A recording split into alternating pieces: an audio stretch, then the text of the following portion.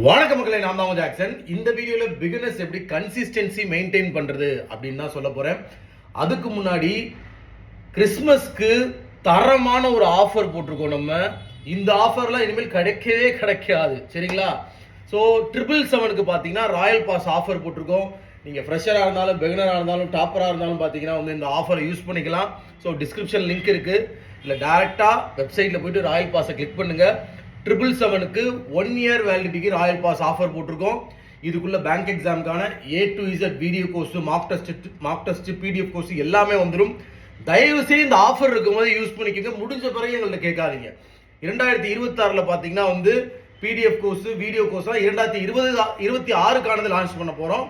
So இப்போயே purchase பண்ணிக்கோங்க. அப்புறம் 2299 ப்ரைஸ் மாறிடும், சரிங்களா? ஓகே, பிகினர்ஸ் வந்து கன்சிஸ்டன்சி எப்படி மெயின்டைன் பண்ணுறது? முக்கியமாக இந்த அகாடமியில் படிக்கிறவங்களும் சரி, கோர்ஸ் யூஸ் பண்ணி படிக்கிறவங்களும் சரி, என்ன செய்வாங்கன்னா அந்த சனி ஞாயிறு வந்து கொஞ்சம் சோம்பேறித்தனமாக இருக்கும் அவங்களுக்கு, சரிங்களா? அகாடமிலையும் சனி ஞாயிறு லீவ் விட்டுருவாங்க. ஸோ மண்டே டு ஃப்ரைடே மட்டும்தான் படிப்பீங்க.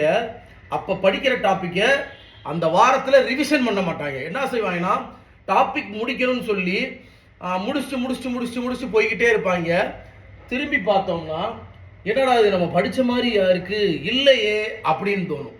ஸோ அதுக்காக தான் நான் சொல்கிறேன், நீங்கள் அன்னன்னைக்கு படிக்கிற டாபிக் அன்னன்னைக்கும் சால்வ் பண்ணிட்டு சனி ஞாயிறுலையுமே பார்த்தீங்கன்னா வந்து அந்த வீக் டேஸில் படித்த எல்லா டாப்பிக்கையும் திரும்ப சால்வ் பண்ணி பார்க்கணும்.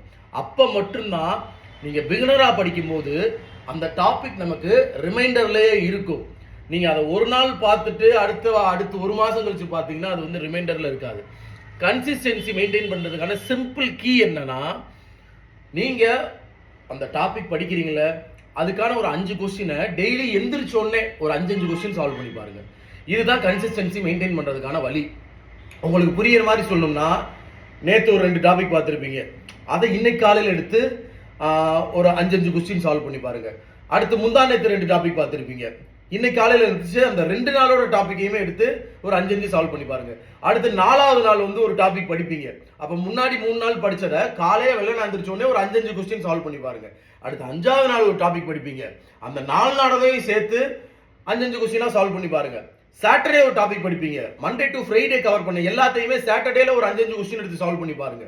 அடுத்து சண்டே படிப்பீங்க, அந்த சண்டேல வந்து படிக்காம இந்த 6 நாளும் நீங்க டாபிக் படிச்சதை எடுத்து ரிவிஷன் பண்ணி பாருங்க, சரிங்களா? கன்சிஸ்டன்சின்றது நம்ம டெய்லியுமே ஒரு 8 மணி நேரமாவது ஒதுக்கியே ஆகணும். பேங்க் எக்ஸாம் படிக்கிறதுக்கு உனக்கு வேலை வேணும்னா ஒதுக்கு, இல்லாட்டி கிளம்பு. உங்களது விடைபெறுவது உங்கள் ஜாக்சன்.